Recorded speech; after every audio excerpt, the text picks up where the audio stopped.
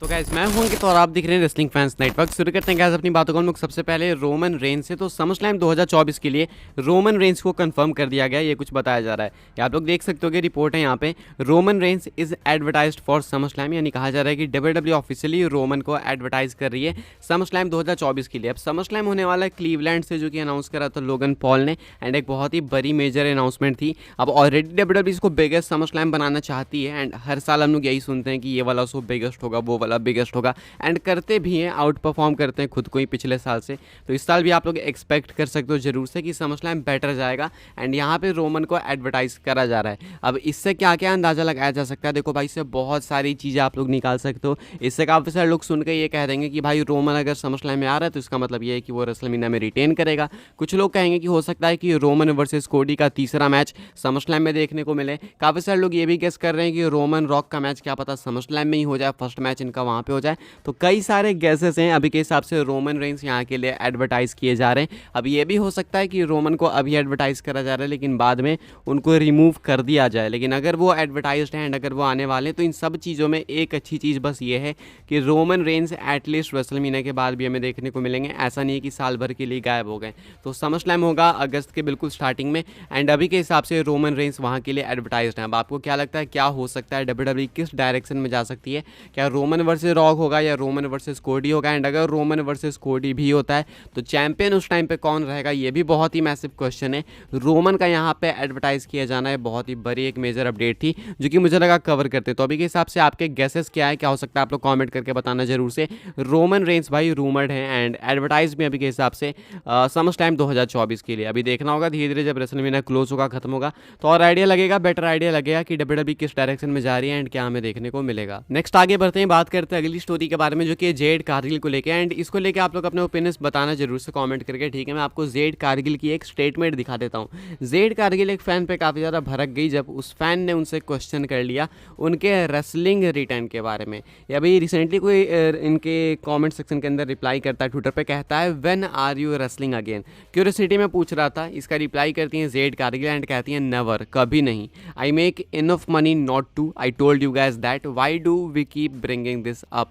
अब इसको मैं आपको समझाता हूँ। सिंपली कहती हैं कि कभी रेसल नहीं करूँगी, मैं रेसल नहीं करके भी बहुत ज़्यादा पैसे छाप लेती हूँ, एंड ये चीज़ मैं पहले भी बता चुकी तुम लोगों को। समझ नहीं आता मुझे कि तुम लोग इस चीज़ को बार बार क्यों पूछते हो, क्यों रिपीट करते हो। अब इसके ऊपर आपके क्या रिएक्शन है कमेंट करके बताना। देखो सबसे पहली चीज़, अगर आपके फैंस हैं तो वो बिल्कुल क्वेश्चन कर सकते हैं कि आप रेसल क्यों नहीं कर रहे हैं, अब कब रेसल करोगे। डब्ल्यूडब्ल्यूई से साइन करे कम से कम 4 महीने हुए होंगे मिनिमम, बता रहा हूँ मैं मिनिमम, वो तो बहुत पहले साइन करा इन्होंने, लेकिन मिनिमम। कुछ लोग कह रहे हैं कि ये वाला ट्वीट इन्होंने हील कैरेक्टर के अंदर करा है, लेकिन जितना मैं समझता हूँ चीज़ों को, मुझे ऐसा बिल्कुल भी नहीं लगता है। बिकॉज रॉयल रंबल के अंदर जब जेड कारगिल आई थी तो ऐसा कहीं भी नहीं लगा था देख के कि ये एक हील पर्सोना परफॉर्म कर रही है, ऐसा लग तो नहीं रहा था।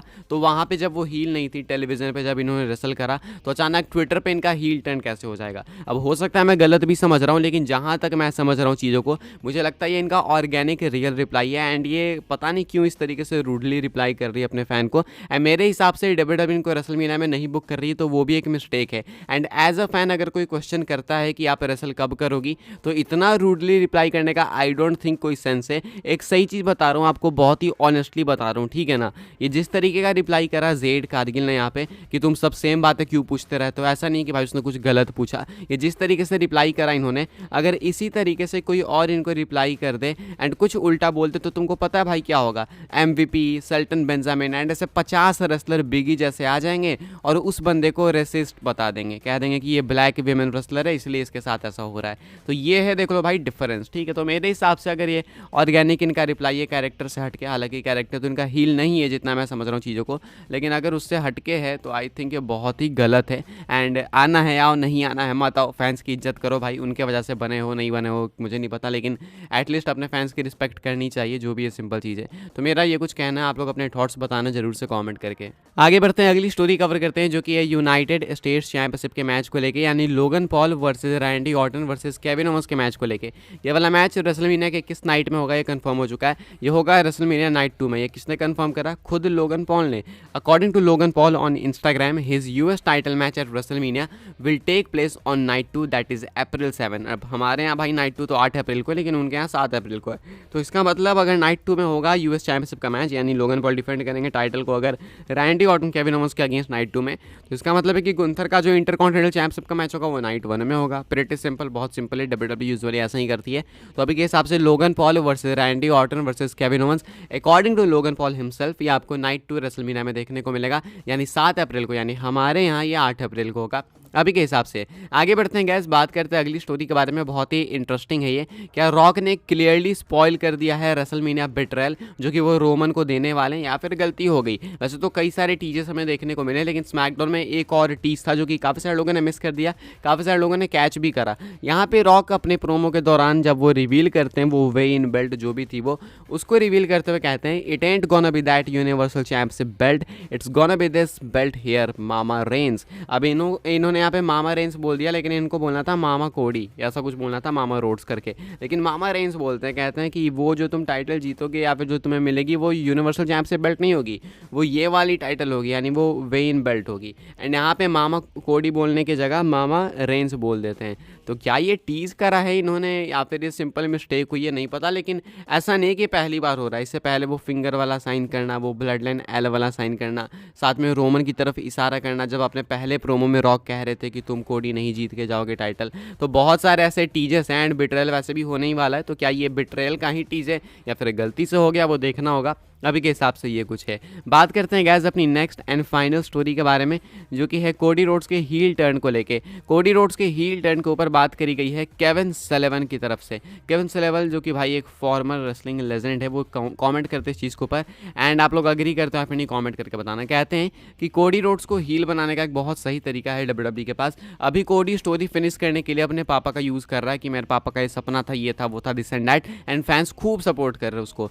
जब वो चैंपियन बन जाए तो वो टर्न कर सकता है फैंस के ऊपर ही, और उसके बाद फैंस को ये चीज़ मालूम चलेगी कि अरे भाई इसने तो बस अपने बाप का सहारा लिया चैंपियन बनने के लिए, एंड जब ये चैंपियन बन गया तो आसान फरामोश हो गया, एंड उसके बाद फैंस पे ही टर्न कर गया। तो ये एक तरीका हो सकता है कोडी को एक हील बनाने का, एंड आज ना कल शायद कोडी रोड्स हील बनेंगे, ऐसा मानना है काफ़ी सारे लोगों का, एंड केविन सलेवन उनमें से एक हैं। लेकिन क्या ये जल्दबाजी नहीं हो जाएगी? मेरे हिसाब से बहुत जल्दी हो जाएगा। अगर कोडी को हील बनाना है तो एटलीस्ट अभी 2 साल मिनिमम उनको बेबी फेस के तौर पे लेके चलो, और उसके बाद वो हील बन सकता है, ऐसा मुझे लगता है। जिस तरीके से रोमन ने काफ़ी वेट करा था बिग डॉग से ट्राइबल चीफ में ट्रांजिशन करने के लिए, तो उस तरीके से कोडी को भी कराना चाहिए, ताकि कोडी का ये वाला रन जो है भाई बिल्कुल जब पीक पे चला जाए, उसके बाद जब वो डाउनफॉल में आए तो देन कोडी के पास कुछ ना कुछ बचा रहे वापस अपने करियर को रिवाइव करने के लिए। तो अभी के हिसाब से केविन सलेवन कहते हैं कि कोडी का हील टर्न ऐसे होना चाहिए।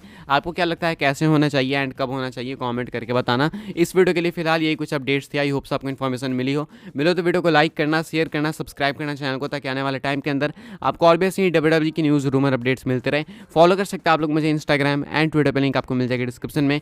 ज्वाइन कर सकते हैं व्हाट्सएप चैनल को, उसकी भी लिंक है डिस्क्रिप्शन में। मिलते हैं अपनी नेक्स्ट ऑफर काफ़ी इंटरेस्टिंग वीडियो में।